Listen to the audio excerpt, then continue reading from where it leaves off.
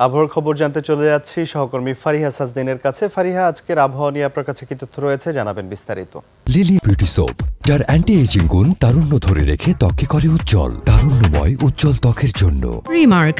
ধন্যবাদ রাজিউর। দর্শক, আজ 24শে অক্টোবর 2025 তারিখে দেশের সর্বশেষ আবহাওয়া তথ্য থেকে আমরা দেখতে পাচ্ছি চট্টগ্রামের দু এক জায়গায় অস্থায়ীভাবে দমকা হাওয়া সহ হালকা থেকে মাঝারি বৃষ্টিপাত অথবা বজ্রসহ বৃষ্টিপাত হতে পারে এবং সেই সাথে আজ সারা দেশের তাপমাত্রা শুষ্ক থাকবে এবং আকাশ মেঘলা থাকতে পারে এবং দিন ও রাতের তাপমাত্রা প্রায় অপরিবর্তিত থাকতে পারে। বর্তমানে দক্ষিণ পশ্চিম বঙ্গোপসাগরে অবস্থানরত সুস্পষ্ট লঘুচাপটি উত্তর পশ্চিম দিকে অগ্রসর হয়ে আরও দুর্বল হয়ে যেতে পারে এবং আগামী 24 ঘন্টার মধ্যে দক্ষিণ বঙ্গোপসাগরে আরও একটি লঘুচাপ সৃষ্টি হতে পারে।